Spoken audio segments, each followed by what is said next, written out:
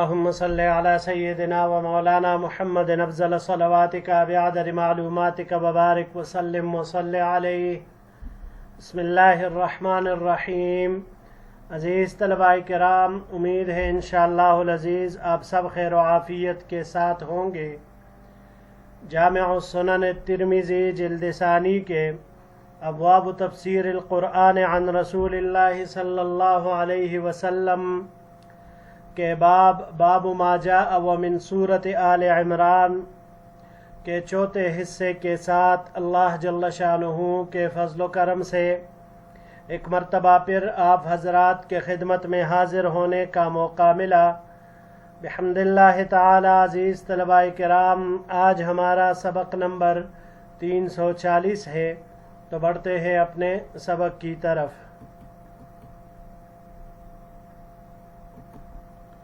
وبه قال حدثنا ابو الصائب سلم بن جنادة بن سلم الكوفي قال حدثنا احمد بن بشير عن عمر بن حمزة عن سالم بن عبد الله بن عمر عن ابيه قال.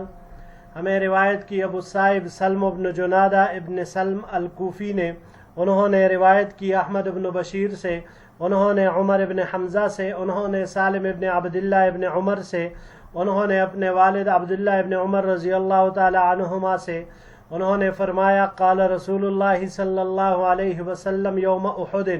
حضور نبی کریم صلی اللہ علیہ وسلم نے جنگ احد کے دن ارشاد فرمایا اللہم لعن ابا سفیان، اللہم لعن الحارث ابن حشام، اللہم لعن صفوان ابن امیہ. حضور نبی کریم صلی اللہ علیہ وسلم نے ان تینوں کے اوپر باری باری لعنت بھیجی. قال، تو عبداللہ ابن عمر رضی اللہ تعالیٰ عنہ فرماتے ہیں فنظرت لیس لک من الامر شیء او یتوب علیہم فتاب علیہم فاسلموا فحسن اسلامہم. بس اللہ جل شانہ نے ان کے اوپر توجہ فرمائی، رجوع رحمت فرمائی، لہٰذا وہ تینوں مسلمان ہوئے اور ان کا اسلام بہترین ثابت ہوا. ھذا حدیث حسن غریب، یہ حدیث حسن غریب ہے. یستغرب من حدیث عمر بن حمزة عن سالم وکذا رواہ الزہری عن سالم عن ابیہ. اسی طرح اس کو امام زہری نے سالم سے اور انہوں نے عبداللہ ابن عمر سے اس کو نقل کیا ہے. وبه قال حدثنا يحيى بن حبيب ابن عربي البصري قال حدثنا خالد بن الحارث عن محمد بن عجلان عن نافع عن عبد الله بن عمر. ہمیں روایت کی یحییٰ ابن حبیب ابن عربی البصری نے، انہوں نے خالد بن الحارث سے، انہوں نے محمد بن عجلان سے، انہوں نے نافع سے، انہوں نے عبداللہ ابن عمر سے ان رسول اللہ صلی اللہ علیہ وسلم کان یدعو علی 4 نفر، کہ حضور نبی کریم صلی اللہ علیہ وسلم مذکورہ 4 شخصوں کے لیے بد دعا کرتے تھے. فانزل اللہ تبارک و تعالی، یعنی 3 وہی جو اوپر ذکر ہوئے اور ان کے ساتھ ایک سہیل ابن عمر، ان 4 کے لیے آپ صلی اللہ علیہ وسلم بد دعا فرماتے تھے. تو یہ آیت نازل ہوئی لیس لک من الامر شیء او یتوب علیہم او یعذبہم فانہم ظالمون فہداہم اللہ للاسلام. پس اللہ جل شانہ نے ان 4 کو ہدایت نصیب فرمائی اسلام کی طرف. ھذا حدیث حسن غریب صحیح، یہ حدیث حسن غریب صحیح ہے. یستغرب من ھذا الوجہ من حدیث نافع عن ابن عمر ورواہ یحییٰ بن ایوب عن ابن عجلان. جی عزیز طلباء کرام، یہ دونوں روایتیں بھی ما قبل 2 روایات کا تتمہ ہے جو اس آیت کریمہ سورہ آل عمران کی 128 نمبر آیت لیس لک من الامر شیء او یتوب علیہم کے تحت اس کی تفسیر میں نازل ہوئی. حضور نبی کریم صلی اللہ علیہ وسلم جنگ احد میں 3 شخصوں کا تذکرہ آیا، اللہم لعن ابا سفیان، حارث ابن حشام، صفوان ابن امیہ. 3 یہ ہو گئے اور چوتھا میں نے آپ حضرات کی خدمت میں عرض کر دیا، سہیل ابن عمر. تو عزیز طلباء کرام، ان میں سے پہلا حارث ابن حشام ابا سفیان تھے. ابو سفیان رضی اللہ عنہ یہ حضرت امیر معاویہ رضی اللہ عنہ کے والد ہیں. فتح مکہ کے موقع پر اسلام لے آئے اور پھر جلیل القدر درجے والے صحابی رہے، ان کا ایمان بہت ہی اعلیٰ و احسن رہا، جہاد میں بھی شرکت کی۔ پھر اس کے بعد حارث ابن ہشام، یہ ابو جہل کے بھائی ہے، یہ بھی بعد میں ایمان لائے، فتح مکہ کے دن مسلمان ہوئے اور ان کا اسلام بھی زبردست رہا۔ طاعون امواس میں یہ شہید ہوئے۔ اور صفوان ابن امیہ رضی اللہ تعالیٰ عنہ جو فتح مکہ کے دن بھاگ گئے تھے مگر پھر لوٹ کر آپ صلی اللہ علیہ وسلم کی خدمت میں حاضر ہوئے تھے، حنین طائف کی جنگوں میں بحالت کفر شریک رہے، اور پھر اس کے بعد جب ایمان لائے تو جہاد میں جنگ یرموک میں یہ شہید ہوئے۔ اور چوتھے نمبر پر حضرت سہیل ابن عمر رضی اللہ تعالیٰ عنہ، یہ وہی سہیل ابن عمر ہے جو حدیبیہ کے صلح میں آپ صلی اللہ علیہ وسلم کے فریق مقابل تھے۔ فتح مکہ کے موقع پر ان کو بھی اللہ نے ہدایت سے نوازا اور مسلمان ہو گئے، ان کو بھی ہدایت نصیب فرمائی۔ عزیز طلباء کرام، ان تمام روایات میں آپ صلی اللہ علیہ وسلم کو بھی بد دعا سے منع کیا گیا، لعنت سے منع کیا گیا، تو دیکھیں اس سے یہی بات معلوم ہوتی ہے کہ ہدایت کا اختیار اللہ کا ہے۔ حضور نبی کریم صلی اللہ علیہ وسلم بھی اس معاملے میں اختیار نہیں رکھتے، کیونکہ اگر آپ صلی اللہ علیہ وسلم کا اختیار ہوتا تو آپ کے چچا محترم ابو طالب وہ دنیا سے بغیر ایمان کے کبھی بھی نہیں جاتے، حالانکہ آپ کو اللہ جل شانہ نے صراحتاً فرمایا تھا انک لا تہدی من احببت ولکن اللہ یہدی من یشاء۔ تو بس اس کے اوپر اب کوئی بات نہیں ہو سکتی۔ جی تو بڑھتے ہیں اگلے سلائیڈ کی طرف، اگلی روایات کی طرف۔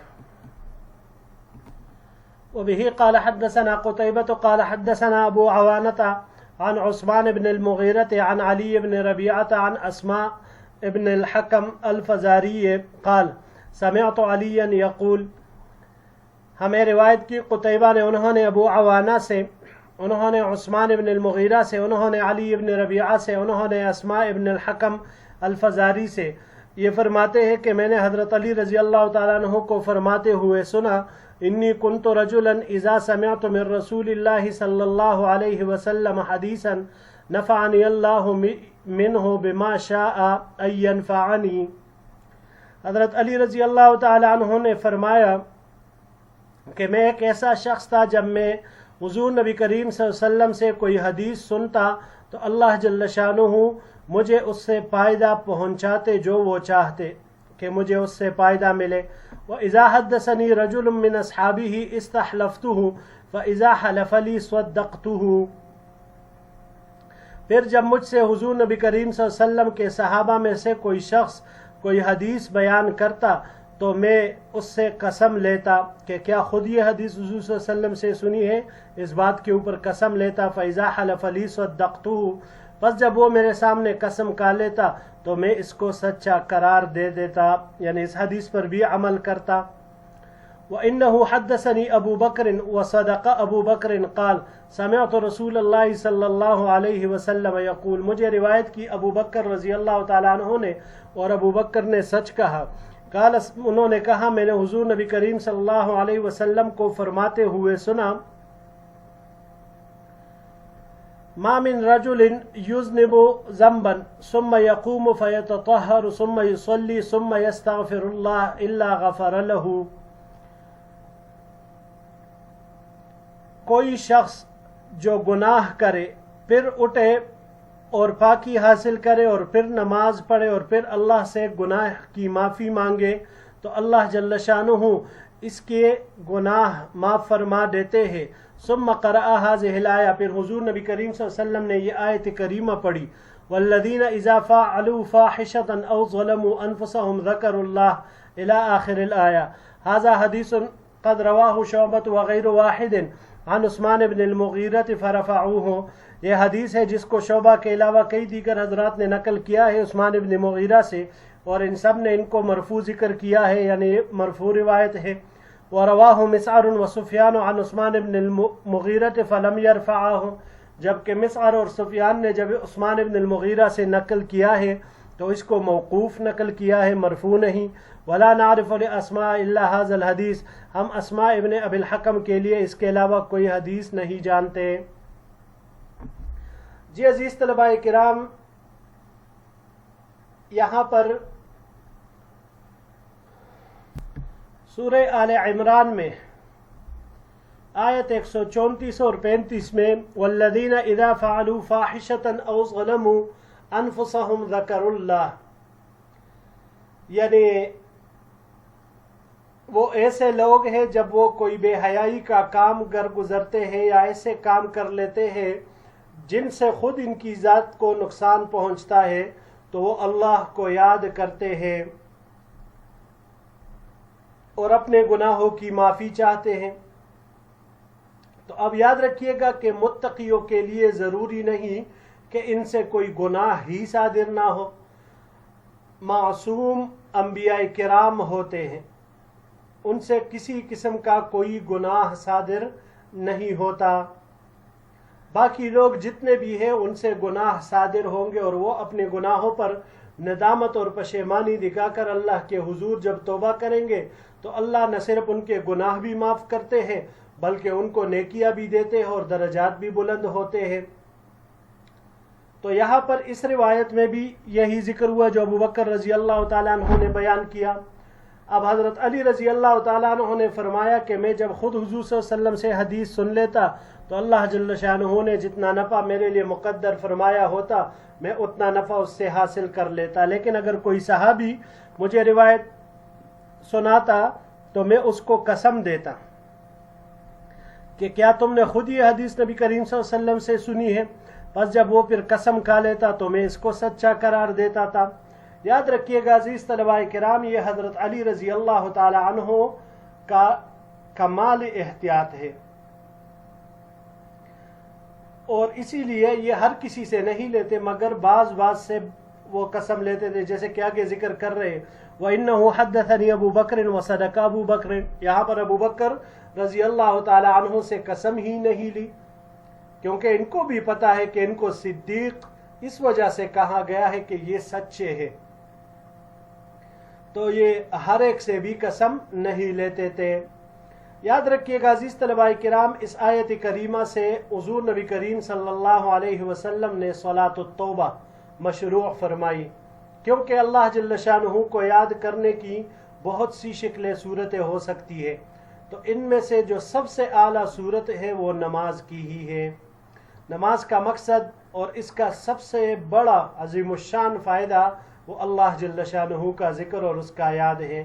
تو اگر صلاۃ توبہ پڑھ کر توبہ کی جائے تو اللہ جل شانہ اس بندے کے گناہوں پر قلم عفو پھیر دیتے ہیں اور اس کے سارے گناہ مٹا دیتے ہیں۔ بڑھتے ہیں جی آخری سلائیڈ کی طرف۔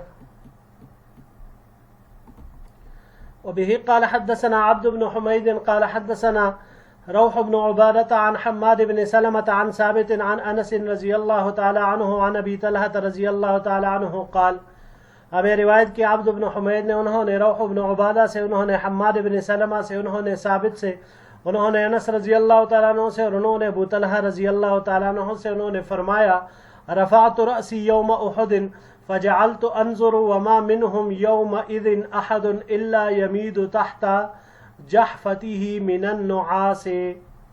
حضرت ابو طلحہ رضی اللہ تعالیٰ عنہ کہتے ہیں کہ میں نے جنگ احد کے دن اپنا سر اٹھایا، بس میں دیکھنے لگا تو اس دن صحابہ میں سے کوئی بھی ایسا نہیں تھا مگر یہ کہ وہ اونگ کی وجہ سے اپنے ڈال کے نیچے ہل رہا تھا۔ فَذَلِكَ قَوْلُهُ تَعَالَى ثُمَّ أَنزَلَ عَلَيْكُم مِّن بَعْدِ الْغَمِّ أَمَنَةً نُعَاسًا، اسی وجہ سے اللہ جل شانہ نے اس آیت کریمہ میں یہ فرمایا ہے۔ هذا حدیث حسن صحیح، یہ حدیث حسن صحیح ہے۔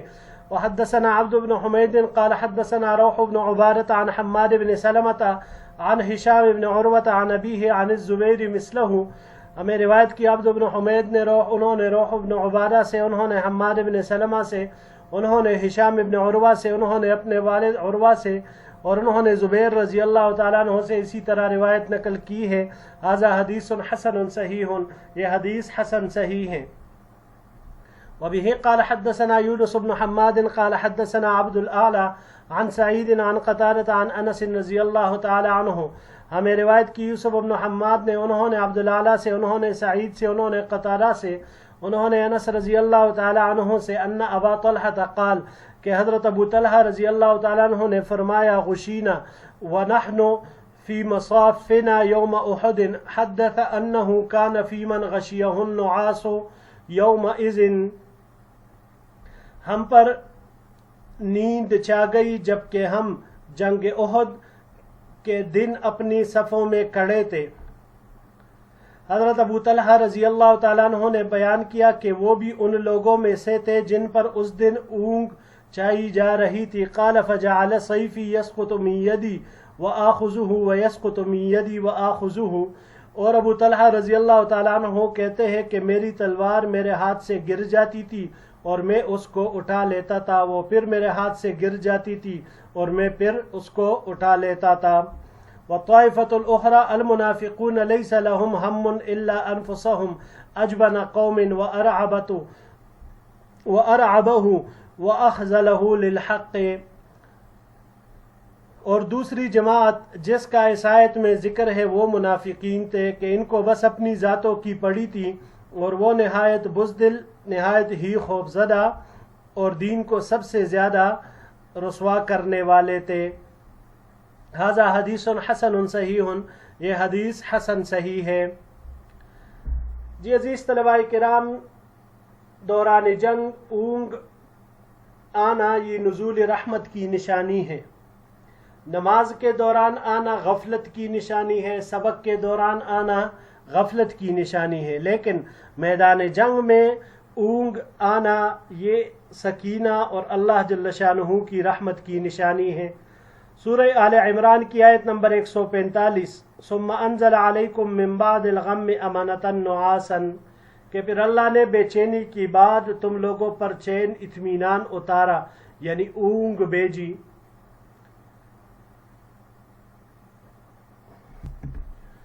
تو اسی کے بارے میں حضرت طلحہ رضی اللہ تعالی عنہ نے، حضرت ابو طلحہ رضی اللہ تعالی عنہ نے، یہ دو روایتیں یہاں پر ان کی بیان ہوئی حضرت انس رضی اللہ تعالی عنہ کے واسطے سے، کہ اس دن صحابہ کرام اپنی ڈالوں کے نیچے ہل رہے تھے، ان پر اونگ طاری تھی، نیند طاری ہو رہی تھی، تو ان کے لیے کھڑا ہونا دشوار تھا، تو دشمن کی تیروں سے خود کو بچانے کے لیے وہ ڈال بنائے ہوئے تھے اور اس کے نیچے وہ ہل جل رہے تھے، اسی وجہ سے۔ جی عزیز طلباء کرام، یہی تک ہمارا آج کا سبق تھا۔ انشاءاللہ العزیز زندگی رہی تو اگلے درس میں مزید روایات کے ساتھ پھر آپ کی خدمت میں انشاءاللہ العزیز حاضر ہوں گے۔ السلام علیکم ورحمۃ اللہ وبرکاتہ۔